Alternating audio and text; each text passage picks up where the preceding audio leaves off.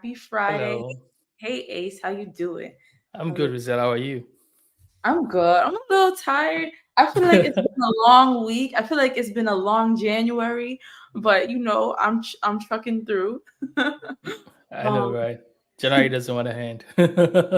Oh, and just for people, if this is your first time tuning in, this is basically a weekly stream that we do where we explore self-sovereign identity, and particularly other concepts related to Web 5, such Mhm. as like verifiable credentials and global payments like TB decks and just being able to own your own data.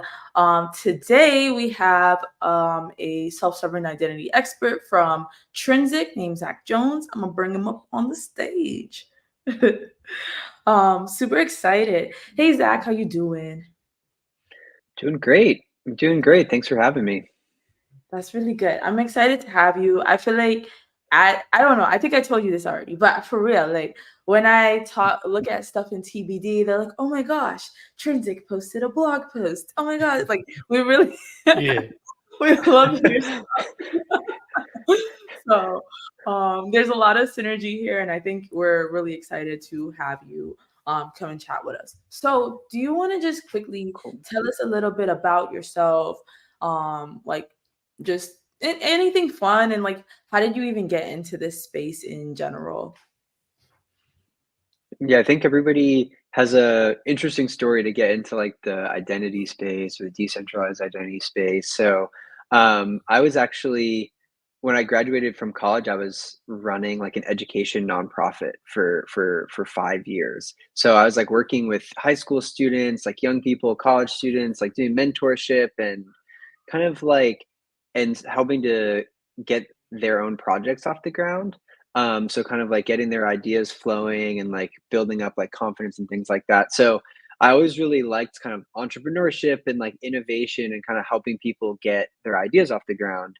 And after I was kind of like moved on from the nonprofit space, I was kind of exploring Web3 and like technology because we actually ran into all these problems running a nonprofit related to identity because Mhm. we were trying to basically like we were paying the students as like a work opportunity in order to like go through this innovation program, but you can't actually pay them until you onboard them and like verify their driver's license and go through all this like paperwork, and that would actually cause like some pretty significant like drop off in like the amount of students who would like complete the process. So and also like getting mentors to help out, like you'd think it's really easy, you just ask somebody to come mentor, but you got to get them background check and like verify all these different things. Mhm. So there were all these like identity problems that we faced. So I was thinking like there's probably better ways to do this with technology,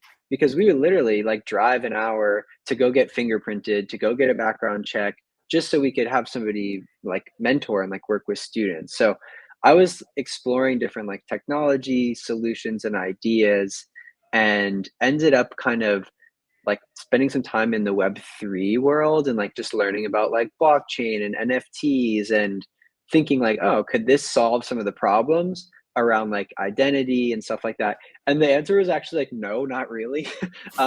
Until I kind of found out about like verifiable credentials and like decentralized identifiers, like wallets and things like that. So it turns out that like you probably don't want everything to become an NFT or like a token, but if you have like sensitive data or private data that you need to be like, like very high like assurance and be able to use like prove it for different things, verifiable credentials are actually this like really cool technology that I'd never heard about. And that kind of got me my mind spinning about like, wow, this has so many use cases that could make people's lives like better and easier, give people Mhm. access. Like that's kind of the mission, is like to make it easier to access the things that we all need. And like that's what we were doing in the nonprofit world, and like that's an extension of what we're doing really with like credentials and better forms of like digital identity. That is awesome.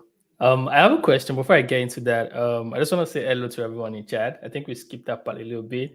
So if you're watching, you can say hello to us. We definitely respond. We're always excited to speak and chat with everyone in the audience. Which also leads me to the next question I was going to ask you, right? Because we have a diverse set of people watching us like every week, different levels of expertise. And I'm curious in relation to, because you had experience with like the nonprofit, right? And then you tried the Mhm. Web3 space, NFTs, and the likes. In relation to these other technologies or these other attempts at addressing verification, addressing identity as quickly as possible. What was your first impression of VCs? Because not everyone understands VCs or how they can apply to the real world, like right from the bat, right? So in that position where you were seeing it for the first time and you had, you Mhm. faced some of these difficulties in the past and you were looking for a solution for it, what were like your first impressions for verifiable credentials in that regard? Hmm. Yeah, it's a good question. So I think there was kind of one cool thing about like the NFT space that kind of helped me like to understand. So a lot of my like understanding for verifiable credentials came from kind of thinking about like what an NFT was and like how they were similar or different. So one of like the cool interactions with the NFTs that I would see is that like if you own a specific token, you could verify that and join like a Discord server, for example, for like members of that. So that's kind Mhm. of how I started to understand like, okay, a VC is kind of like that, but you don't need it to be publicly known that you own that token based on your blockchain address. Because once people know your blockchain address, and you have all of your NFTs and all of your other cryptocurrencies, people can kind of see all of that. And I was thinking like, that's maybe not great because I didn't really think about that when I first got started. And now people, if once they find that address, they can look at my whole transaction history. But the whole idea of like having it proven on a blockchain or having it cryptographically signed that like you own something, like that all is really cool and makes so much sense that we just have this like this address and we can sign a Mhm. message and that allows us to access something. So it was kind of that like initial like primitive of like, okay, I'm going to prove that I own this thing with like a signature, and that will give me access to this other thing. But it was like it doesn't need to be like a picture of a cartoon animal, right? It could be other things, Right. like a diploma or something like that. So that was like the initial like spark, I guess. Yeah, no, it's interesting that you brought up NFTs, and I know one other difference that Angie has told me about because I've never really dealt with NFTs that much, but that like they're not NFTs are transferable, but like verifiable credentials aren't. I have a quick Mhm. question. It's kind of unrelated, but you said you were like a nonprofit, like entrepreneur, director, and then you went into tech. Did you Mhm. already, was your nonprofit a tech nonprofit, or did you already have like studied tech? Like I'm confused, not confused, but curious on like Me too. Yeah. on like the trend. Like, this is really cool if maybe you're not someone with like a very strong technical background and you can easily Mhm. pick up like these types of concepts, or maybe you already had that. I'm just like trying to fill in the blanks. Yeah, it's a really good question. So I was always kind of interested in technology, but like you said, I kind of joined like education nonprofit. It was not we didn't the most like technological thing we did was like we had a website and we like taught kids like, oh, here's how to make a no code website or something like that. So we were doing like some tech adjacent things, but Mhm. that wasn't really our core competency. Like we weren't teaching kids how to code or anything. It was just like, hey, you have a cool project, maybe you should also make a website for it, or here's how to use Canva. So we were kind of using some Right. tech tools to like improve the organization, like the student projects. But I definitely like made kind of like that a non-traditional jump into technology in the sense that like I was, as you're like looking at jobs, looking at opportunities, there's a lot of like, product design, product development, and like software engineering, things like that, which was not my background. Mhm. But I realized that like actually from like the marketing angle is something that I had a lot more experience with. So like content and like storytelling was really like the thing that I was most experienced with in terms of like joining a company. So really when I was looking to join, I was looking to like write blog posts, like create content, like do things in the area to like help people understand technical concepts because I really Mhm. liked like trying to explain something complicated or like simplify like a technical topic. That was kind of my skill set. And I kind of had done a few other things that were like related to that. And I'd done some like technical content writing for like Alchemy, which is like a blockchain like node provider. So there were a few other things that I'd done just like kind of briefly that were kind of bridging like non-technical and like technical with like content, like easy to understand, like writing basically. So Thank you. Thanks for explaining that. And I also like the reason I asked too is like I really like hearing about like non-traditional like journeys into tech, and like I had one too. So I was like, wait, there's like a missing link here, but that makes a lot of sense. All right. Yeah. A quick hello to, sorry to interrupt. Angie. Hello, Angie. Thank you for joining us. Angie's in chat. Hello, Noble, and everyone else on LinkedIn, Twitter, and the likes. Yeah. So I'm very curious about Trinsic, and before we get into what Trinsic is, like, how did you get to Trinsic? Like, what was the, if we've gotten a picture of how you transition into, VCs, into, the entire identity space. So how did you get Trinsic, and what are you doing there right now?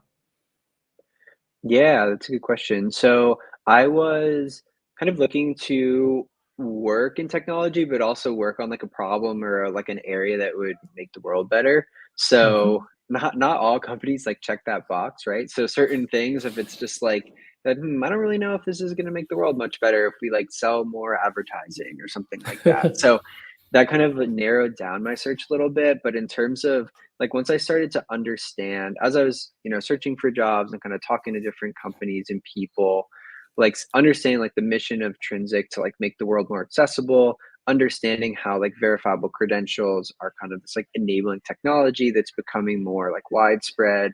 That was kind of what got me interested. And then it was really just like I started to meet the team and like talk with them and kind of just go through the interview process, and was like, oh, this is a really cool opportunity to join. Like Trinsic raised a seed round in early 2022.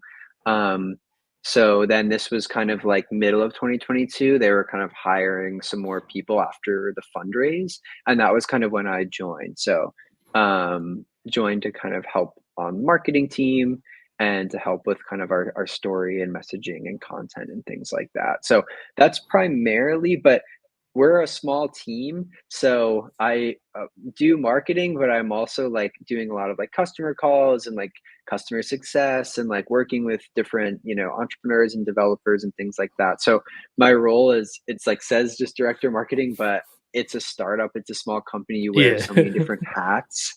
So I kind of do a little bit of everything.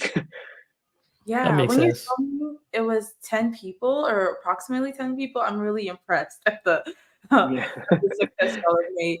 Quickly before, or maybe even part of the introduction to what Trinsic is, I think maybe we should talk about like what exactly verifiable credentials are, or how you would describe them, because I think we started talking about it, but I know it's like a really new concept for a lot of people. So yeah, I can Yeah. start if you want. Yeah, that sounds good. So I'll just kind of show this. Yeah, I think you can all see the slide. So Yeah. basically, a verifiable credential is like a cryptographically signed like message or attestation. So on the screen, there's like a little bit of a sample, but it's basically just it's a JSON blob. So there's a bunch of different kind of fields in this. And some of the fields in here are related to like actual data about you, like your name and your address, your date of birth. And then some of them are related to like the verifiable nature of it. So there's kind of a signature at the bottom. There's some information about who issued the credential. So all these kind of things we'll get into like a more practical example where we can kind of like show an example of what a credential is. But the main idea essentially is that somebody is signing a message. You can think about a university diploma, for example. So think about like a credential as like your graduation certificate from a university. And your university is giving you that graduation certificate, and they're signing it with like their private keys essentially, which means that in the future even if that university like shuts down in the future, somebody could go back in and verify that it was actually issued by that university. So that's kind of the like, it's cryptographically verifiable. There's another benefit is they're tamper proof. So say you got your diploma and you graduated with like you know, a marketing degree, but then you wanted to pretend that you actually got like a engineering degree. If you did that and you tried to like change one of the fields within the credential, if somebody tried to verify it in the future, it would fail because the signature at the bottom of the credential is actually like, you know, derived from the contents of it. So you can't switch it up. You can't change it. So once it's been issued to you, it would become clear if you tried to change something on it. And then there's just a few other kind of factors is that these are private by design, like they're meant to be issued to a person and kind of held and then shared as like a proof essentially. So it's not like something that you would transfer between people. It's not like something that you would necessarily like share with everyone, because then they could potentially like try to use it for themselves, right? And there are W3C standards that kind of dictate like verifiable credential formats and like how the data is structured. So, you know, these things can become like interoperable between different ecosystems and issuers and things like that. That is cool. I think a short way, might not be short at the end of the day, but a short way I like to describe this is that a verifiable credential is essentially a secure way to prove a claim for an individual, organization, or literally anything. And it's a way for us to present this going forward. Of course, that's not going to like how it is done. Is it like, you know, signed cryptographically or whatever the case is, but just for people to visualize like, hey, I'm saying this is, I'm making a claim. How can I prove this, you know, in a future and past proof way, right? So yeah. But yeah, let's get into what Trinsic is. I'm kind of excited, you know. Me too. Yeah, great. Yeah, I think one interesting example or like need for this is that sometimes a university or even a company, when they shut down, they no longer exist, and people need to verify that somebody worked there. There's like no way to do it. So people, once our nonprofit we ended up like merging and we kind of like closed our entity and like merged with another, but people would call and say like, hey, did this person work for your company? And I'd be like, yes. And they'd be like, great, what's your address? I'm like, well, we don't have one anymore. And they'd be like, well, how can we prove that they worked there? And I was like, well, they worked there 2 years ago, but we no longer like exist formally anymore. So if you had a credential that was signed and issued by us 2 years ago, you'd always be able to prove that forever into the future, basically. Oh my gosh, Exactly. I like that. I like that as an example because even when I I was joining TBD and they were doing my background check, there's a startup on my resume that like doesn't exist. There's no one to call. So it was like taking the background check, and I was like, I wish I didn't add it. But yeah, that's like a good example. Love that. Before we get into it, sorry, Zach, we have a nice question from LinkedIn, which is asking how are these credentials held in a wallet or in a smart contract account, and also mentioned that, you know, how are these basically controlled by the user? Wondering if you want to take that. Yeah, it's a good question. So there's a lot of different ways that different like companies and platforms approach this. So one slight difference between verifiable credentials and like you know, token ownership or like NFT ownership is that the data needs to kind of live off chain at some level. So people could either store it in essentially cloud storage or on like device or edge storage, right? And then like maybe there's another way of kind of like decentralized storage, like decentralized web nodes, right, from TBD. So there's kind of some choices that you make in terms of where you're going to store the data of the credential, because you don't want it to be publicly available on chain in the same way that you could see all the addresses that own a given token. and then all, in the token world, all you need to do is kind of sign a message from your wallet address to prove ownership of it and transfer it or something like that. So for this, there are kind of, cloud-based wallets or cloud-based architecture. And then there's kind of an edge-based wallet where you can hold the data in the credential on your device. Obviously, there are trade-offs in both directions, right? So in having the credential on your device, you have benefits in terms of like privacy, where it's not stored in the cloud, but you also have some drawbacks in terms of usability, where you might need to download a separate application and set up a seed phrase or something in order to get onboarded. But then in the cloud case, it's like maybe easier to get onboarded, but then you do have the trade-off of like cloud storage. So what is starting to happen in the same way that like one of the wallet trends that we see generally in like Web3 is like embedded wallets from companies like Privy and Magic Link and others. You have some kind of middle roads to do this. So yeah. That makes sense. I think Ace disappeared. I don't know where he went, but oh wait, he sent us a chat. Okay. Okay. Thank you for addressing those questions. Mhm. I think let's jump into what Trinsic is and Yeah. show it off as well. And then as we get more questions, we can do another Q&A afterwards. Yeah, perfect. Okay. So what we'll do to kind of start to showcase this is we'll jump into the Trinsic dashboard. So Trinsic initially started as like kind of like the easiest way to issue a verifiable credential.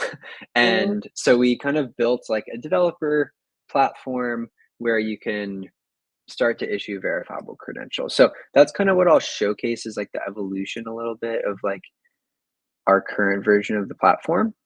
Okay. So the way that it works is that we think about the platform in terms of like ecosystems, and anybody can sign up on the dashboard and create their own kind of like testing ecosystem. So there are randomly generated names like this one. And as you can see, I have a bunch of different ecosystems in here with randomly generated names. They're We like could create a sandbox. fresh one. Are they Yeah, like? exactly. They're just little sandbox Oh, ecosystems. I think you Yeah. need to zoom in just a bit.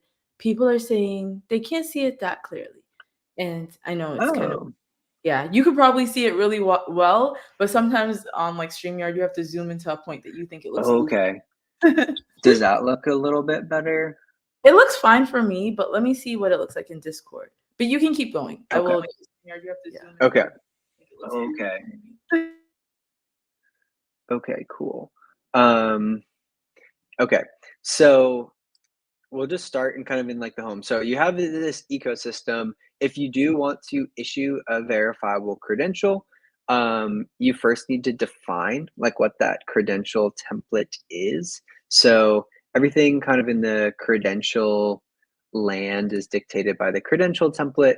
So I have a few predefined templates here that are like a student identification or a teacher identification.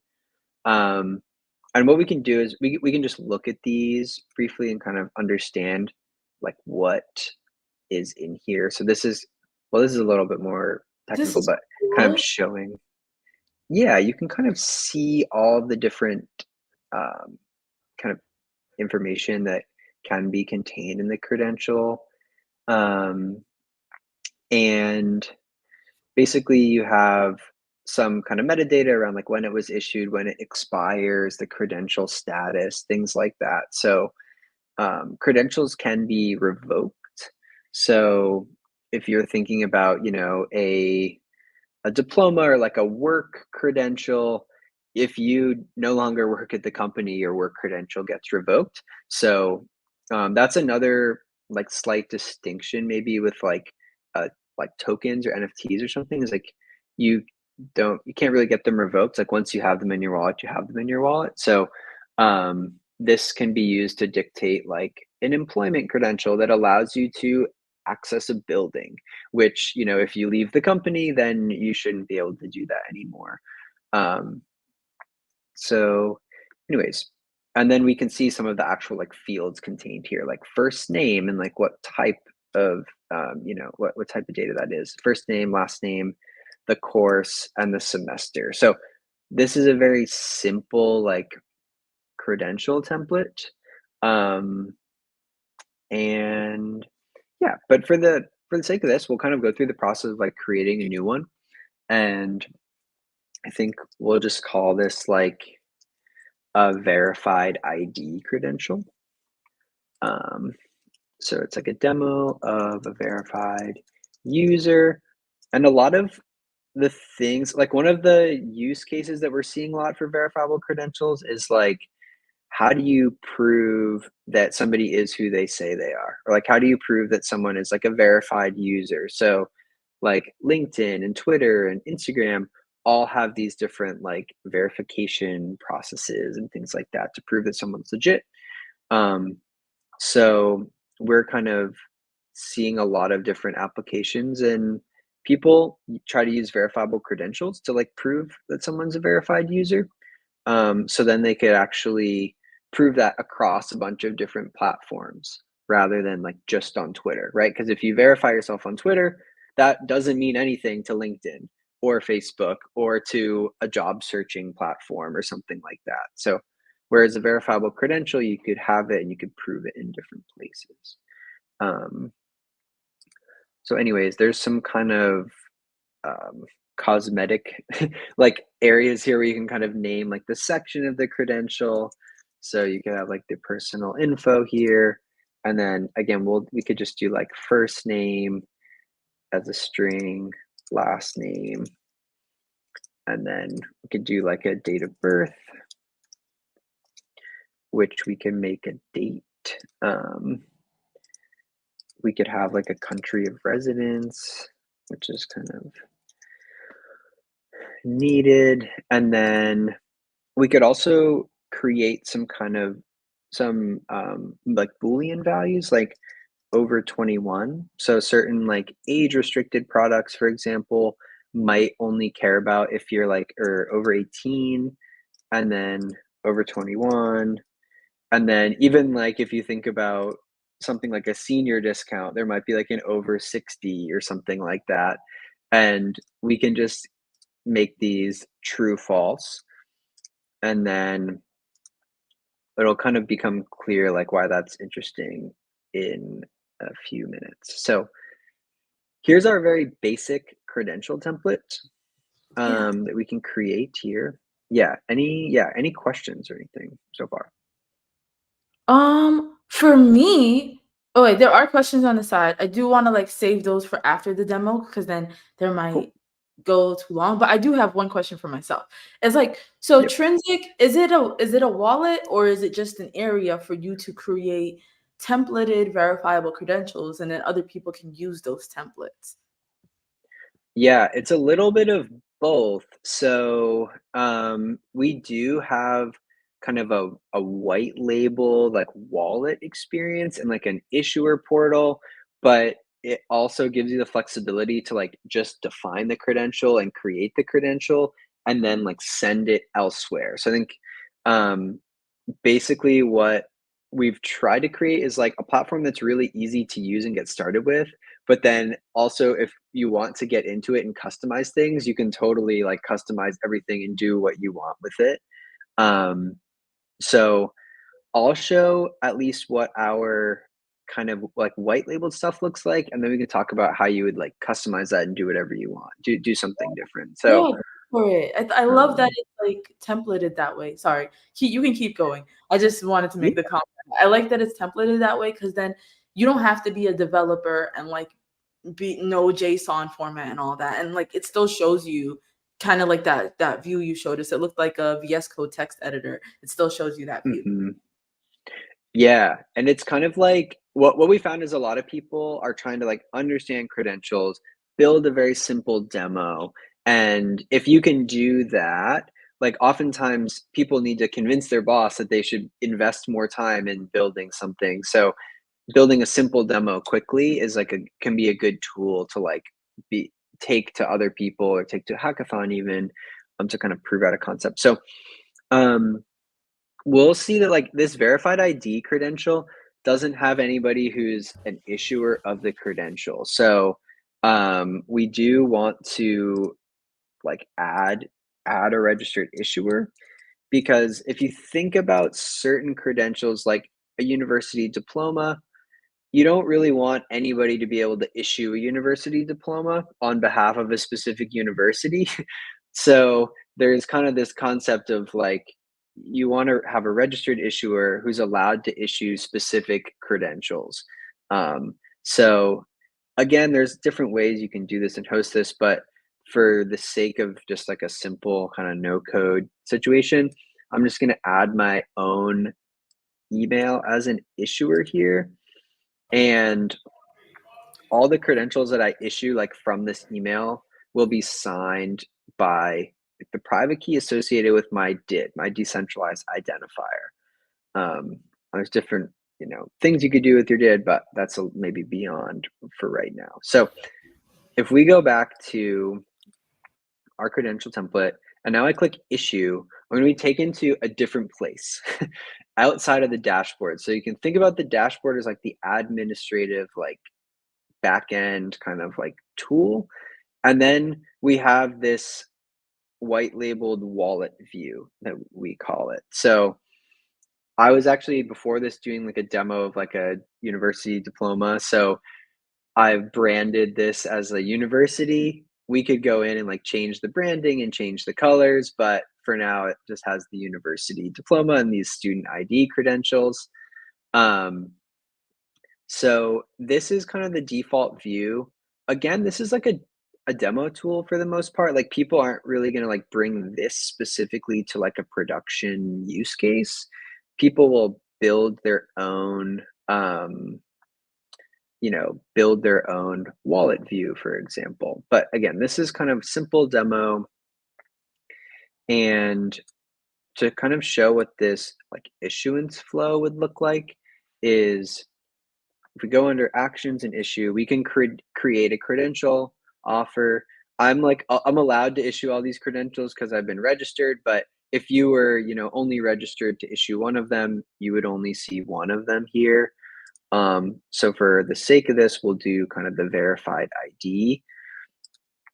And a quick question for you, going before. I have a question related to your last step in chat.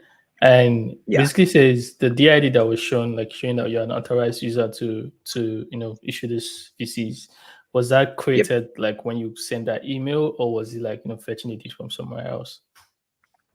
Yeah, so that was created probably before, like a while ago, because my email already had this DID associated with it. So again, there's kind of some simplifications or abstractions within the platform that make it really easy to just like do something. So, but basically my identifier in this case is the email. And then there's like a one-time passcode to authenticate my email. You could also use other kind of factors. You could use like an SMS number. You could use kind of even like a custom like OIDC login, like a login with Google or a login with like some other like company account. But in this case, it's kind of, I have my email, our platform creates a DID associated with that email and kind of manages like how that DID interacts with the credential. Again, you could not use that. You could like export the DID and use something different, but the kind of the happy path or the easy path has that kind of abstracted away for you. Gotcha. Yeah. So outside of your platform, like outside of Trinsic, do you think the templates or the structure for the VCs could be something that could be standardized, following reusability across different schools, whether they're on Trinsic or not? Yeah, definitely. When you start to think about like how this stuff will, like credentials will become adopted, standardization of like templates and of other things become a really big sticking point. Because if everybody uses a different template and a different field name, then it's very hard to see how they could become interoperable. So I think we will see, and we do start to see like industry bodies who are standardizing templates for different types of information, but it's honestly very immature in my opinion, in terms of like, there is not a prevailing standard for almost any types of credentials at the moment, which is definitely going to like hinder adoption if that stays the way.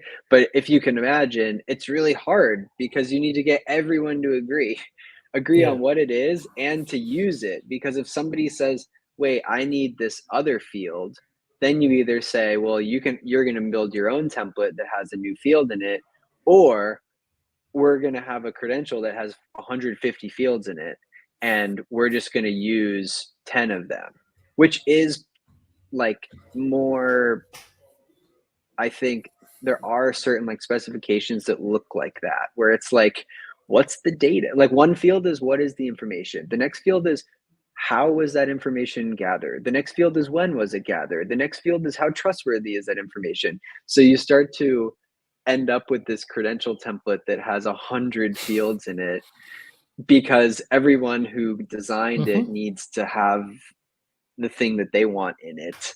So it is definitely, it's a really good question, and it's a really important thing that is hard just because you need to get a lot of people to agree. Definitely. Yeah, exactly. Yeah, I haven't clicked on the XKCD comic that you put in the chat, but I think I know which one it is. Right? I think I know which one it is. So anyways, we'll just show the a little bit more of the flow here. So we work in like a credential. A credential is offered to the user. So again, this is like a no-code demo. Obviously, if you're issuing like a verified ID for someone, you probably want to use some sort of authoritative data source, or like derive that from like a government ID document or like a digital identity that somebody has. And there are different like ways and solutions where you can like prove a digital ID, and that information like feeds into a credential, for example.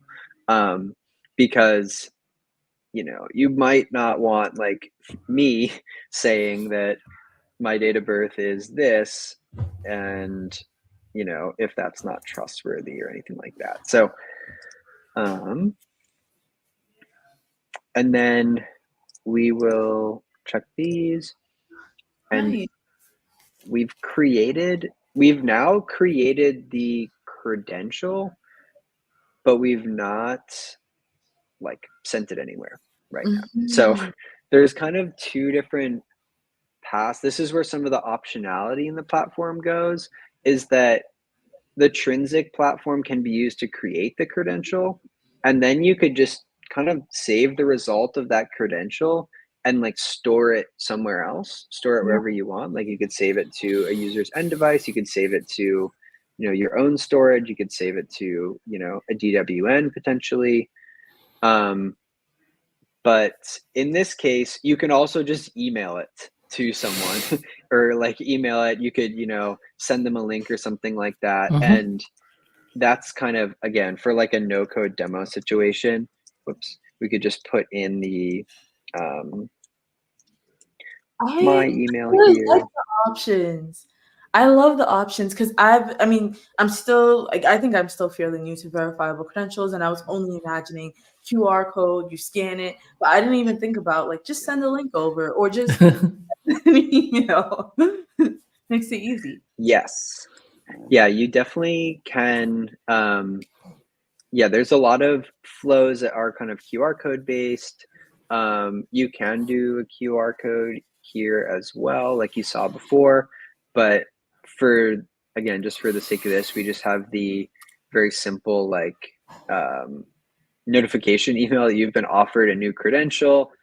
There's a little branding in it, whatever, and then you can click the credential. You can see the information in it, and then accept it into your wallet here. And there we go. We have it. We have the credential. Yeah. Were you going to say jump in, Ace? Oh yeah, I was just commenting like that's insane because basically you're providing an issuing platform, but also like a wallet to go with it. Quick question just popped into my head. You did Mhm. mention you white label wallets. Is it something that is publicly available, like people could download and start to use to store VCs, or is it something that is specific to people that work directly with Trinsic? Yeah, so this flow, kind of everything that you see here, you could like sign up in the dashboard, add your own branding, and create your own like view that looks like this with Oh, pretty much with no code and for free. Right now, the only thing that like is not is like your ecosystem name will be like a sandbox name.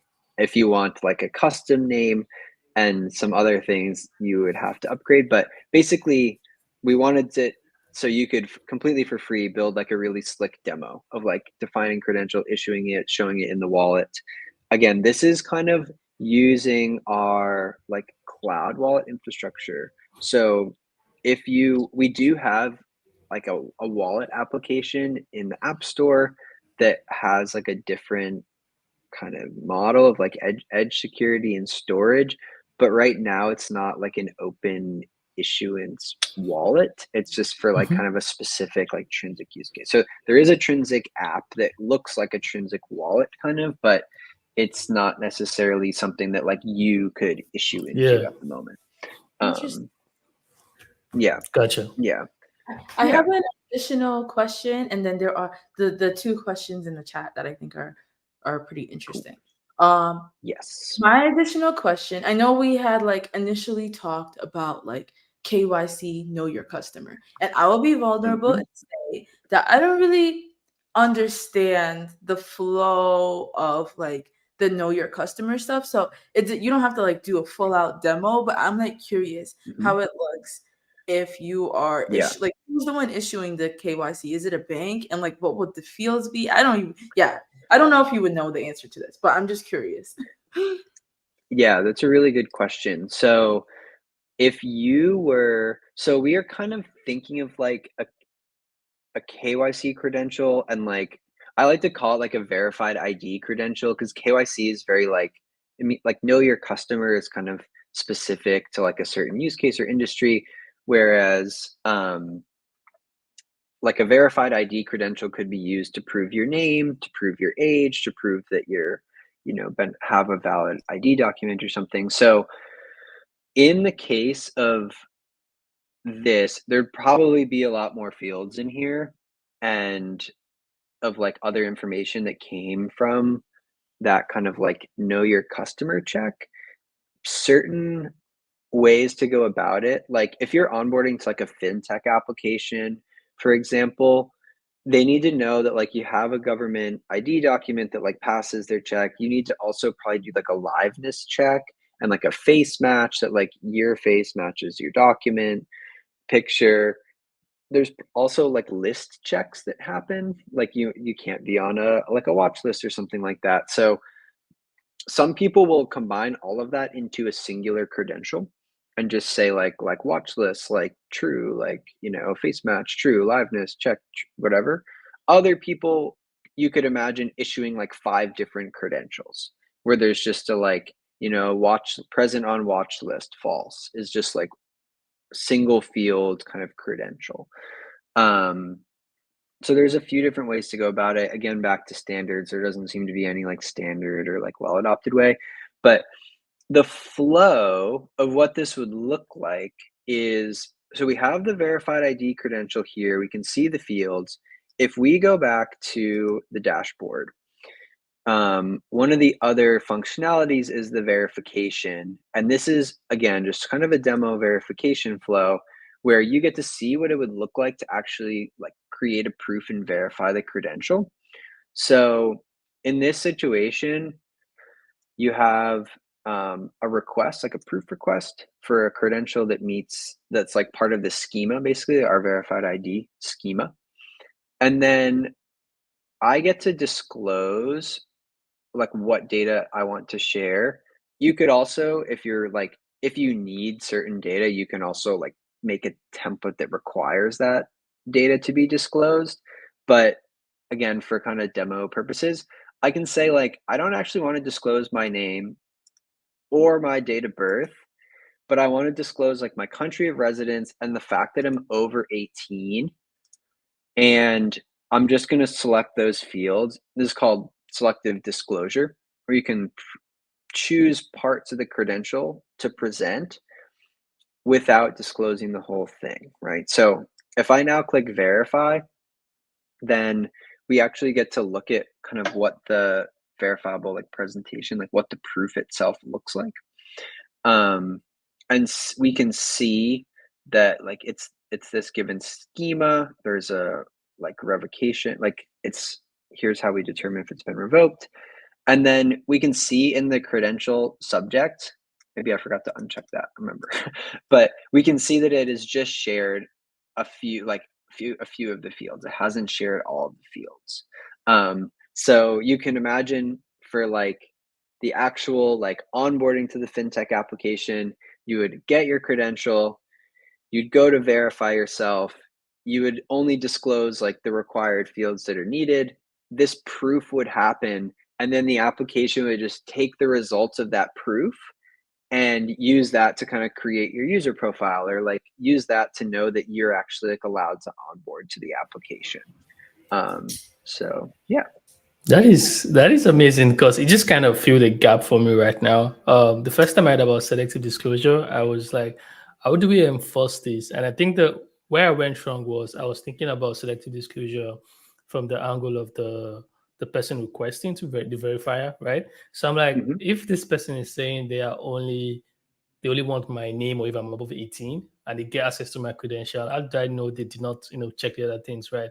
But like going through this flow kind of makes sense to me now, because it's like you've created your presentation definition, and you've said I need a VC that matches this, but I know what you're looking for because now I can choose which of the fields in this same credential that will be disclosed to you, and it just kind of makes sense because now I am selectively disclosing this information to you. And I like before you showed us that, I had that like the other way around. And it's just amazing to see. Cool. Me too. I'm glad he did that demo, because I was thinking, I was like, how am I going to make sure they don't check something else? But all right. Yeah. All right. Yeah. So one thing that's very like a little bit more technical, but the fact when you're doing this presentation, like actually creating this proof is you're not like ever actually sharing the credential itself. So kind of like the actual like signature in the credential itself is considered kind of like private. You like don't want to share it, at least in kind of the way that we are doing the proof. So what is actually presented here is like a proof of knowledge of the credential. So it's a derived proof from the credential. So they don't have access to the original credential. They don't have access to the original signature. They just have this proof, which was derived, cryptographically from the credential itself. So that's a little bit like more in the weeds, and like even that took me a while to understand. But like you're not sharing the credential, you're sharing this like part of it that was derived from it or something. So anyways, so boom. Yeah. So there's a few other questions in the chat that we should probably get to. Yeah, we should. We should. Sorry, we had so many questions. No worries. First No question, worries. Vox Rocks was, I don't know if you would know the answer, but what are the best wallets for creating dip and seeing all VCs issued to them? That's a good question. There's a bunch of different wallet options. There's different like wallets that do like DIDs and VCs and like tokens and things like that. There are a number that can kind of do like one or the other thing. So in terms of the best ones, I don't know if there's necessarily like a best one. Like a lot of people have their own kind of flavor of a wallet that is like optimized for a specific use case. So there are like generalized like credential wallets, but I don't think many of them have a ton of like adoption yet. So I think that like the most adoption we're seeing people get in terms of like bringing products to market is building like a specialized wallet for the use case. So if you're doing a like a doctor credentialing thing, having your wallet application be a doctor's wallet, I think ends up being better for the user experience than having them download like a generic wallet that is just like kind of a blank slate, because having the doctor specific wallet like brings them through the user journey for the doctor, and it like speaks their language and like knows what credentials they need, rather than having like a generic wallet. So Yeah. um If I can add to yeah, that, I yeah, mean, it's still it's a developing, ecosystem. But just based off yeah. your explanation, would you picture a time when then we would have to have like tons of wallets on our phones, for example, and we have to like Yeah. separate the credentials to different wallets, or it's just like, oh, I actually have my wallet and I can find what credential I want out of it. We're probably going to have a lot of wallets. Unfortunately, it just seems like that's what's going to happen. Like, yeah, because every individual like application needs to optimize for users onboarding into the application. The fastest way to get them to onboard is to make it really easy to get a credential in the wallet. The fastest way to do that is to like embed the wallet within that experience. So already in like Web3, you see like these embedded user wallets where you just like authenticate with like a social account. Now you have a wallet in the back end, which Yeah. is great for your onboarding. Not so great because now all your tokens or credentials are distributed in all these different places. But for each like individual company trying to get traction, they want to optimize it. So basically, one of the things that we didn't get a chance to show, but people can check out, is like you can export your credentials from the Trinsic wallet. So again, we provide kind of a default path, like a white label wallet, a cloud storage, like easy to use, no code thing. You could also export your wallet and remove it and bring it somewhere else. Again, it's a very early space, so there aren't like an abundance of places where Yeah. you can import your thing to, but you do have the choice of like, I'm gonna export it from here, and like somebody could go out and build the wallet where you could just That import makes your sense. credentials. So if hopefully in the future you might have a lot of wallets, but you should be able to kind of manage things your own, but I don't know. Yeah, so interoperability with Web 5. I actually think somebody from the Diff hackathon recently like submitted a project that touched on this. So there was a let me see if I can find Yeah. it. Let's see. Yeah, but on the dev post, there was a demo that somebody put I think together I in saw a that. recent hackathon. Yeah, that used like both like Trinsic and Web 5. So there is definitely like potential interoperability there, and like we're Trinsic's a big fan of like everything that TPD is doing. So we're like following the space very closely, and like our team was like super excited to see the kind of combination there. I think it was the door unlocking one, maybe, that kind of used both. So let me see if I can put this. I actually don't know if I can put it in the chat, but I can put it in this chat. Yeah, And you guys put it can in the just private share it. chat. We'll paste it. Yeah. And then I know, Vokrocks had another question about like the Trinsic ID apps. Yeah, we're kind of in the process of working through what the Trinsic ID app is doing. So right now we have a demo there, which is like a sample like identity verification. It does do a real identity verification, and the demo is essentially the fact that you do the identity verification with like a reputable IDV provider. That information gets turned into a credential. So it's similar to today, how we made like a verified ID credential. This is like an actual verified ID credential that's signed by and issued by like an identity verification company. And then the goal is that like once you have that credential that has these trusted fields in it, like a name or age or country, you could use that to like prove your name on a job marketplace or onboard. In this case, it's like a fictional like ride sharing application, basically. So that demo is live. There's not really anything there's not like anything at the end of it necessarily, other than like you verify the ID, you get the credential, and then you can like do this proof. But again, that's kind of like a demo that we're working on and kind of showcasing that's related to like the verified ID like use case. That makes sense. And they had one last comment, I guess, talking about how we said there's going to be multiple wallets, maybe, and they're saying it seems like an opportunity for simplification. I agree, because I would prefer if it's all in one spot rather than me being like, which wallet again? Because that'll be overwhelming for me. It's so there's a really interesting problem that needs to be solved, like to make it work, because what we're learning is that like now that people have more like digital identities from like a European country or something that has a digital ID system, there's this trade-off between like the user needs to know that they have something in some place. So we can't like ping like some server and be like, hey, does this person have a digital ID? Because if we did that, it would be a major like privacy issue, right? If anybody could just say like, hey, is this person legit? Is this person been verified? So then what you need to do is you need to like redirect the user to their own like controlled wallet and like have them do it, because you can't do it on their behalf. So you have this like usability thing where it's like you need to know that you have the credential in a place, or else it's going to be hard to like get there.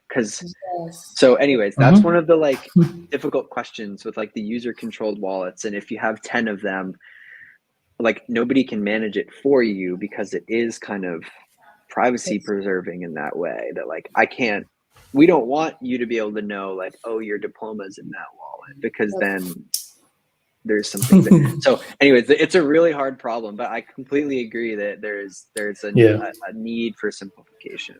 So awesome. Gotcha. We're running down on time. Rizel usually has a bunch of exciting questions to wrap up, so I'm just gonna tee that up.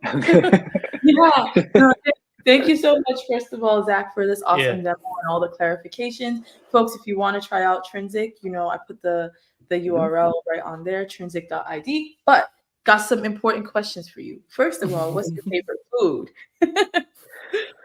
Oh my gosh, I think favorite food right now is a warm chocolate chip cookie. That's good. Okay. Yeah. Went sweet. Yeah, I went so sweet. Wait, if I may, what would be your favorite snack? Because that sounds like a snack, isn't it? Yeah, I guess that is like favorite like meal. I would probably say pizza. I'm gonna say pizza. Yeah. Pizza, you can't go wrong. Sauce, cheese, can't go wrong. Pineapples. Pineapple. Maybe not. Maybe not pineapple. Okay. If you could have any superpower, what would it be? You got to be able to fly, right? Like being able to fly it'd be too cool. Too cool to not do, that'd be awesome to be able to fly. Yes. Ace, the other day you said something like putting everything in your brain or something like that. It was like yesterday. You were like, I wish I could like know it all. I was saying I wish I could speak all the languages in the world. Oh, that's what you said. So that like regardless of where I was, whatever is going on, I can communicate. Like simple play. All right. And last, especially because we're over time, sorry to take up your time. But last but not least question. This is the most important question. What's your favorite Beyonce song? I think like Irreplaceable was just like such an iconic song. Like that was kind of like the right time for me growing up, that was just like such a big just have like, it brings me back to like a time of my like youth or something that's like very nostalgic and good. Yeah. Nostalgic song. I was like 9, but it was. All right. Any parting words from either of you? No, as always, thanks everyone in chat. Thank you for stopping by, engaging Voxrox, Angie, Nobu, Ebony, hello. Also, thank you so much, Jack, and Zach and Rizel. This has been exciting, very informative. Learned a ton. Can't wait to also actually try out, doing like creating deeds in in Web 5 and trying to reuse them on Trinsic and seeing how that goes. That sounds like fun. Yeah, thank you so much. Definitely. Awesome. Yeah, thanks for having me. Again, if you have questions, you can find me, I think, on like LinkedIn, Twitter. There's a Slack which you could access through our website and things like that. So feel free to reach out to me any which way, and we'll be happy to kind of chat and help out. So thanks, Awesome. everybody. Thank you. Just want to echo thank you again to the chat and to Zach and to Ace. And then also I want to let everyone know next Friday we're going to talk to a couple folks at Okta and see what they're doing with verifiable credentials as well. So tune in again at Friday at 12 p.m. All right. Bye, everyone. Bye.